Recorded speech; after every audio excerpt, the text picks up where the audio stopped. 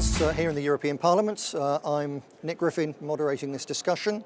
I've got with me a MEP from Golden Dawn, General Georgios Epitideios, and former MEP, leader of Forza Nuova, Roberto Fiore.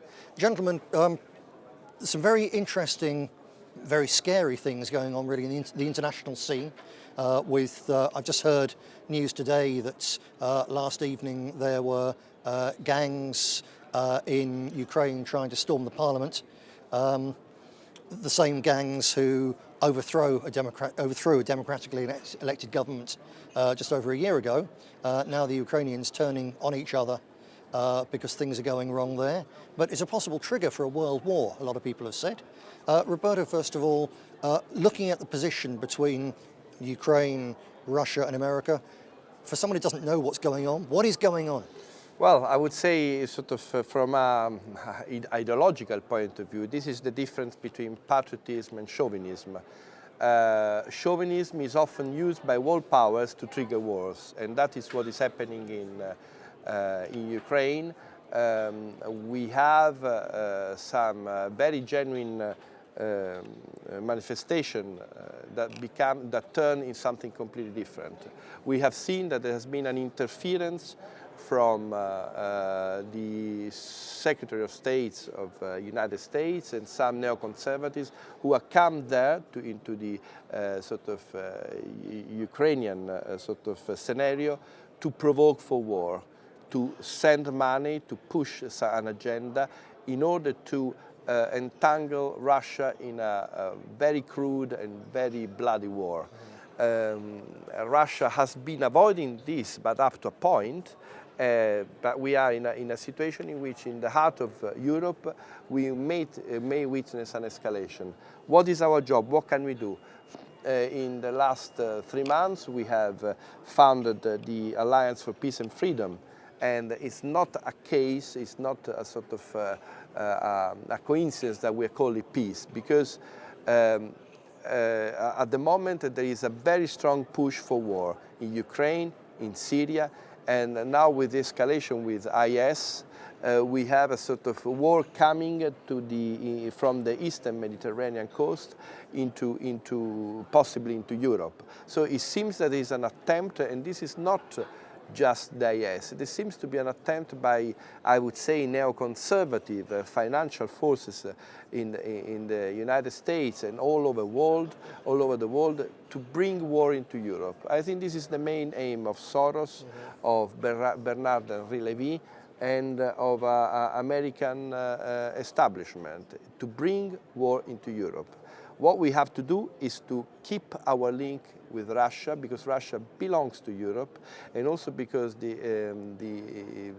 Russian president and its government at the moment is actually pursuing a policy of friendship with Europe.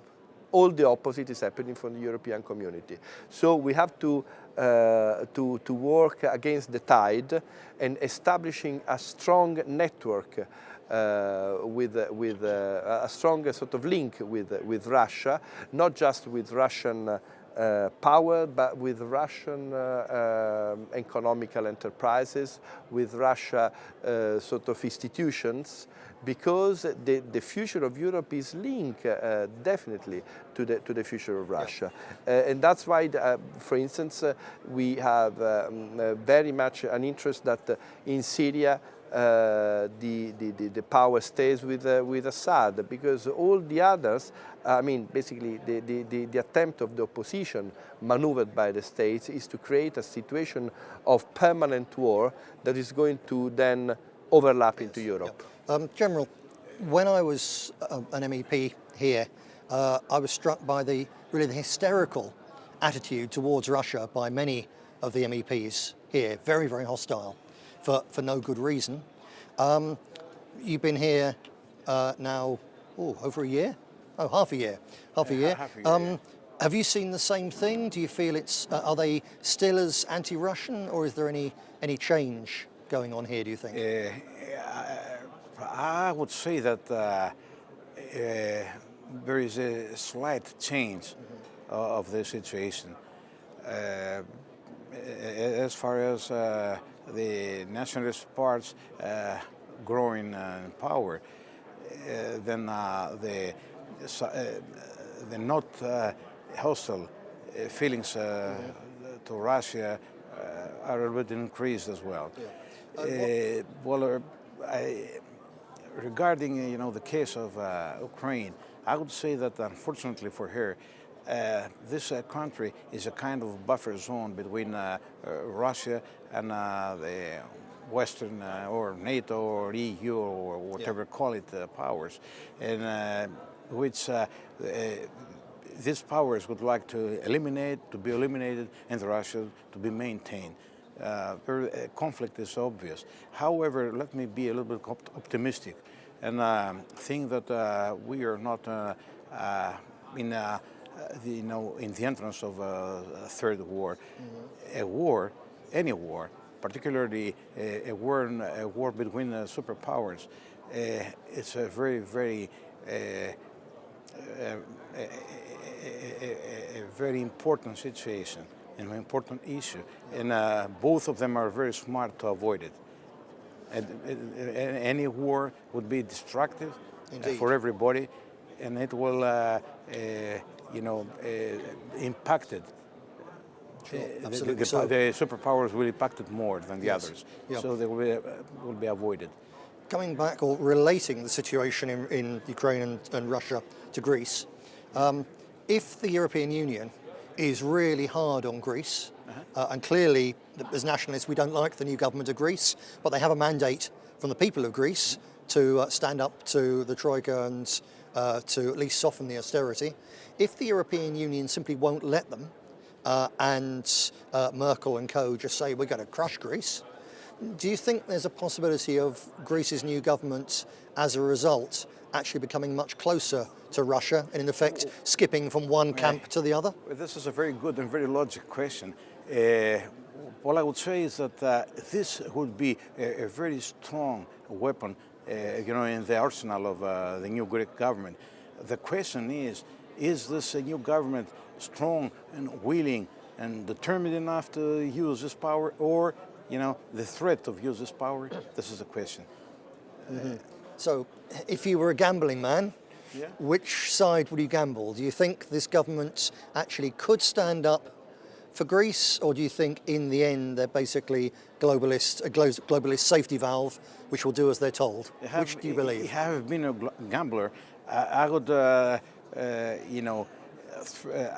would try to threaten that I will use, this card, and on the other hand, I would try to avoid it, just to make the balance. It's a matter of policy, because actually, and honestly speaking, the national interests of Greece are not to be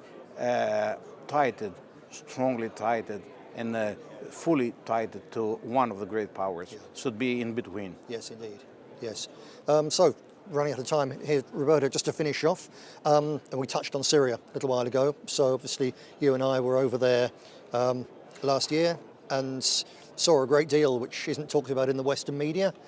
We're planning to go back reasonably soon. What's your biggest fear and your biggest hope for things in Syria? Well, the biggest fear is that in Syria is taking place what is called a paradigm shift. Islamism that was in the last decades especially concentrated on regional issues is going now to launch an attack to Europe.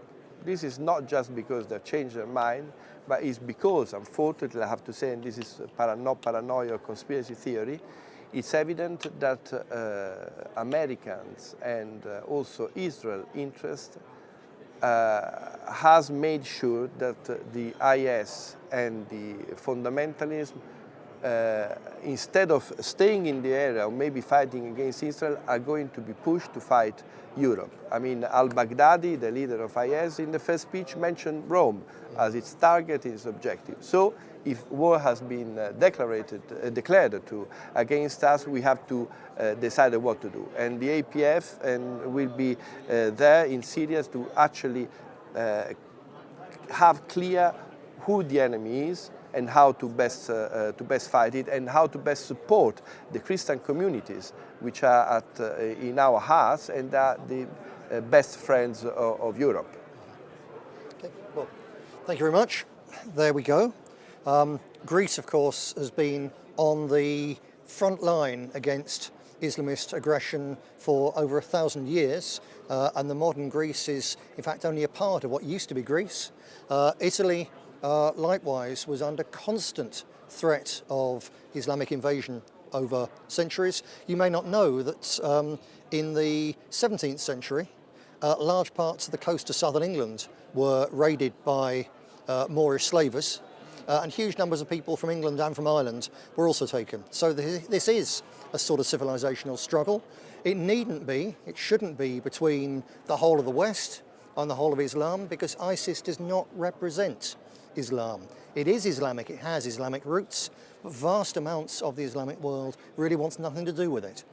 The problem, as Roberto was saying, it's not a conspiracy. Just go and look at the facts that ISIS is not something homegrown, something organic. It's created in Washington, D.C., it's created by the CIA, it's created by the Mossad to do its dirty work. And part of their dirty work is to destroy Christian Europe. That's what we're here to stand up against. It's a tall order, but simply having people like yourselves talking about it, getting the news out there, is part of the step forward to turning things around. Thank you very much for watching. Do spread the word.